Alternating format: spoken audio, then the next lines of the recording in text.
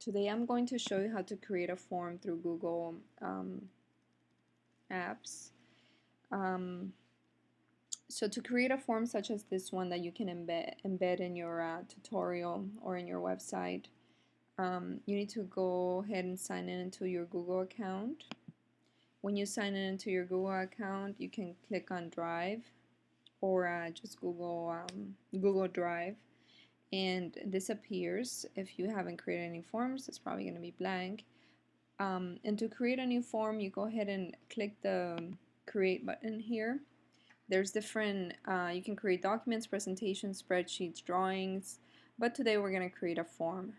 So go ahead and click create form, and then the first thing that comes up is an option for your title.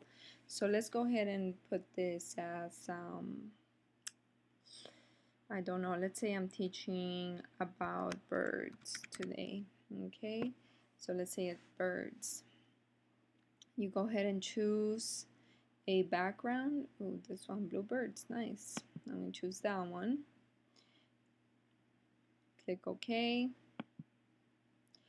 And then you go ahead and put a description here. Maybe answer the questions below and submit. So you can create a description or kind of directions, maybe directions for your students.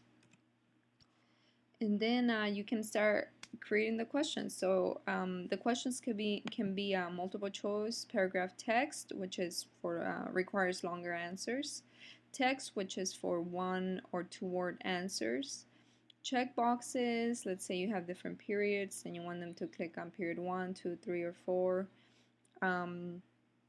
Choosing from a list, which you can actually, if they choose from that list, they can go into another into a different form sometimes. Scale, grid, date, and time. So those are the different things that you can do. And today we're going to explore text, paragraph text, and multiple choice and check boxes. Okay. So for multiple choice, you go ahead and let's put in a question for multiple choice. Let's say, what is a bird? Okay. And then you go ahead and put your answers here.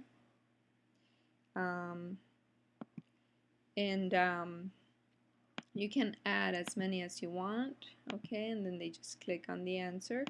And let's go ahead and require this to be answered. So to require this to be answered, you go ahead and click right there.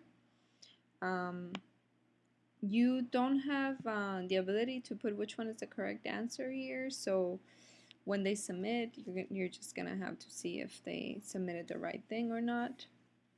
But they won't get any feedback back saying you answered correctly or anything like that. So this is not one of those programs. It's more like just a form, and it doesn't give them automatic feedback.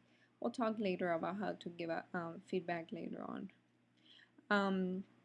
Once you're done with that, okay, so you're done with that one, you go ahead and add a new one. So let's say, ooh, I forgot to ask them their name. Of course they have to give me their name. So what is your first name?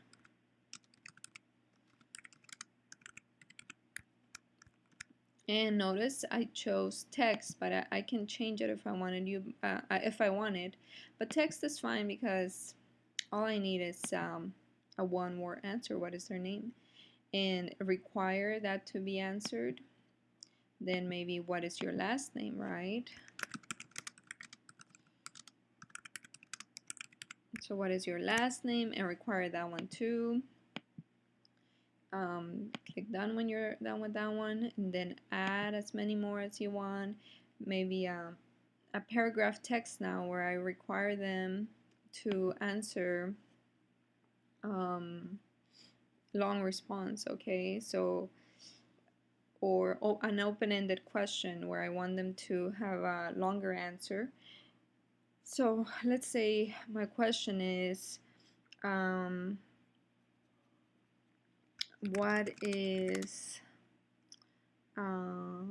are the similarities and differences between birds and mammals, let's say. Okay, so then they can answer right here. I'm gonna require that one too. Click done when I'm done with that one. If I want, I can go back and edit it, but if not, I can just click done. I can duplicate the question too if I wanted to.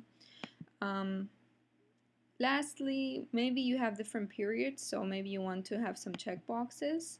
So you just want to put period there so they can click what period they belong to. So for option 1, you could put period 1, for option 2, period 2, and like that. Okay, and when you require that one too, and click done.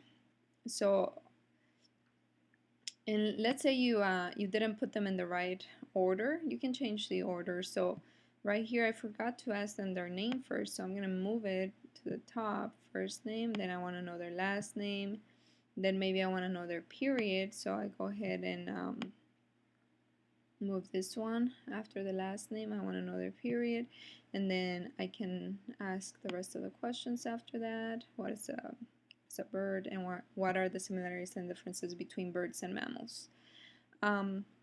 Once you're done with that, you can send the form. You have some options here of when they submit the form, what are the students going to be able to see.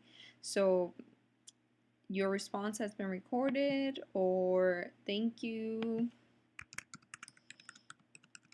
I usually have something like, thank you, I have received your answers,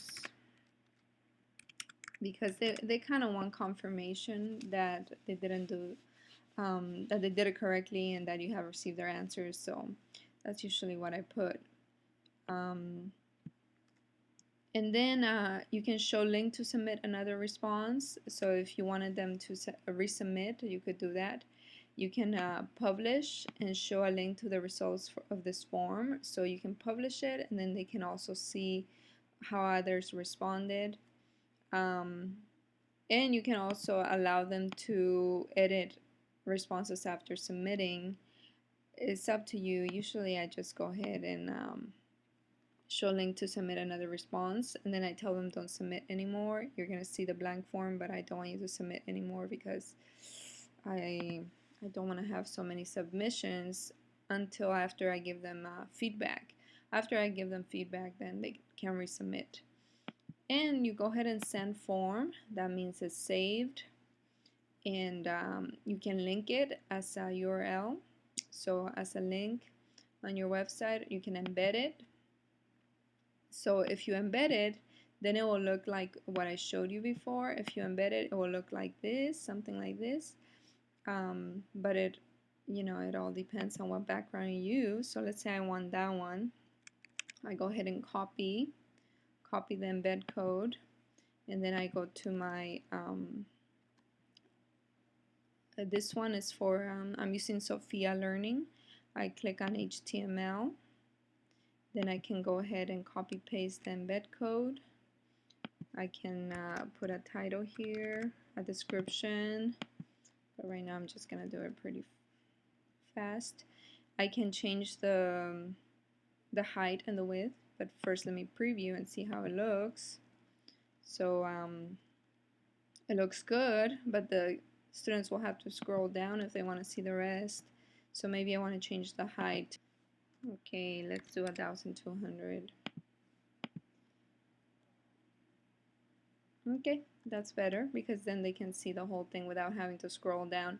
If you have younger children or you don't want to confuse them sometimes, you can just have the whole form showing on your website or on your learning management system or on sophia.org. And that's how you create a form. After you create the form, you can so click done. You can go ahead and choose a response destination. So let's say I want it, I'm going to see it on a spreadsheet. So then I can go ahead and create a new spreadsheet. And when I go back to my drive, well, let me see. I can see the responses here, and if I click on it, it comes out as a spreadsheet. No one has answered yet, of course, but if they did, then I will go ahead and have when was the time that at what time they answer, on what date, and all the answers to the different questions.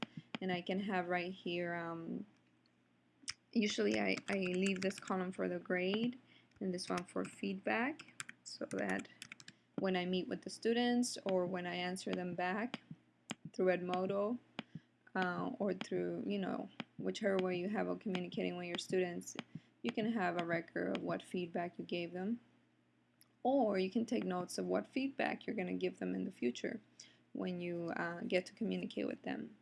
And if you want, you can also export this file. You can export it and you can download as a Microsoft Excel document or as a PDF. I like Microsoft Excel because then it allows me to analyze the responses even better. So it's up to you. So that's how you create your Google Forms. Hopefully this tutorial helped you.